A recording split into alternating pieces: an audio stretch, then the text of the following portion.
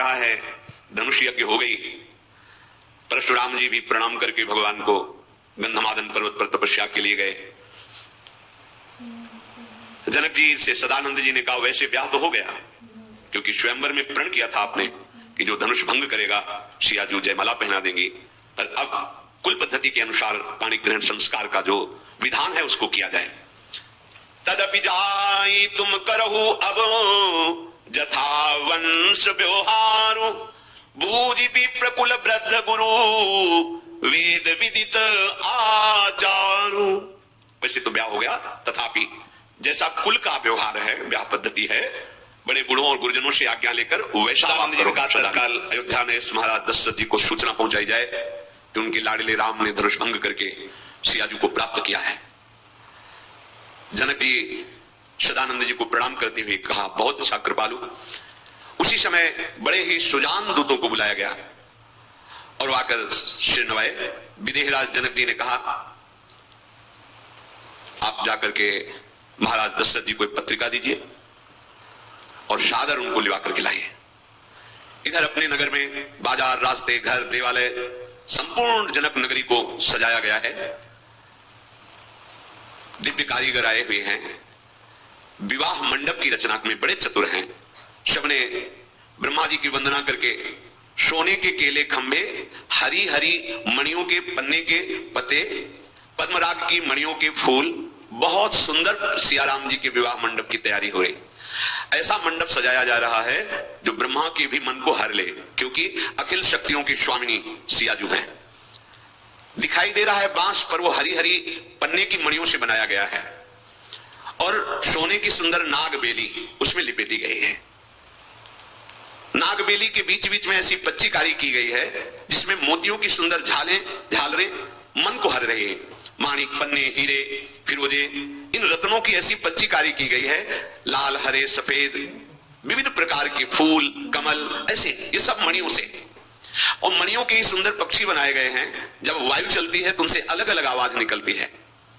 नीलमणि की सुंदर आम के पत्ते बनाए, सोने के आम की मोर बनाई, रेशम की डोरी से सुंदर रत्नों के फल बनाए आम के। ऐसा विशाल विवाह मंडप की तैयारी हो रही है।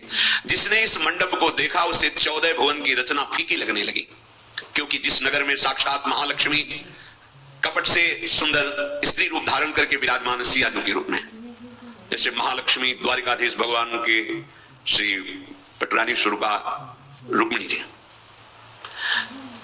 सरस्वती की भी सामर्थ्य नहीं कि जो सियाराम जी के विवाह मंडप तैयार किया गया उसकी शोभा का वर्णन हो। इधर अयोध्यापुरी में प्रवेश किया जनकपुरी के प्रवीण दूत ने। दरबार में पेश महाराज दशरथ जी को प्रणाम किया और कहा महाराज विदेहराज जनक ने आपको एक पत्र भेजा है। विदेहराज जनक ने? क्या हुआ, तुम पहले कुछ बता सकते हो? हाँ महाराज, आपके लाडले राम ने विश्व विजय की, धनुष भंग करके जनक नंदिनी सियाजू को स्वीकार किया, प्राप्त किया है। महाराज के तो रोम रोम पुलकित हो गए। दशरथ जी के आनंद अश्रु चलने लगे। हाथ में चिट्ठी, हृदय में राम रूप है। बार बार चिट्ठी को भी खोला नहीं, हृदय से लगाते हैं, चूमते, फिर हृदय से लगाते हैं। धैर्य धारण किया। सभा बैठी हुई है। भगवान के परम प्रेमी वशिष्ठ जी, बड़े बड़े महापुरुष, महाराज स्वयं पत्रिका बांच रहे हैं। सारी सभा में आनंद उल्लास है। अच्छा, सियाराम जी का विवाह होगा।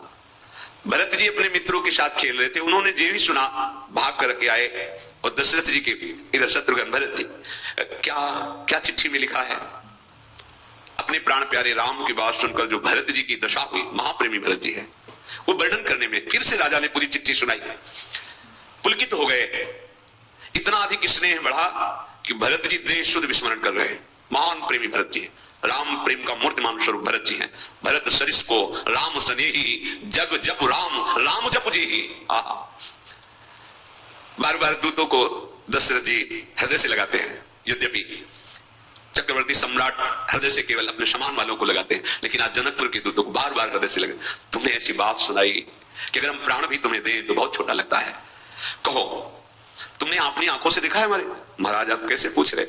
आंखों से क्या, ये सांवले गौर शरीर वाले, जिनके बाएं कंधे पर धनुष और दाहिने हाथ पर बाण, विश्वामित्र मुनि के साथ जिस दिन से पधारे थे हम सब कृतकृत्य हो गए। जो मिथिलावासी हैं, जनक राजा के राज्य मेरे साम सब कृतकृत्य हो गए। दशरथ जी ने कहा भैया जिस दिन से मुनि लिवाग ले गए थे आज तक हमारी कैसी दशा थी तुम्हें क्या बताओ। आज जब मुझे ये समाचार मिला मेरा हृदय। दूतों ने कहा राजाओं के मुकुटमणि महाराजा धीराज चक्रवर्ती सम्राट आपके समान त्रिभुवन में कोई नहीं है। जिसके राम जैसे पुत्र लखन जैसे पुत्र आप धन्य हैं महाराज। आपके पुत्र पूछने योग्य नहीं है। तीनों लोकों में उनका जय जयकार हो रहा है। सूर्य भी उनके आगे फीका हो रहा है यद्यपि उन्हीं के वंश के हैं। हे नाथ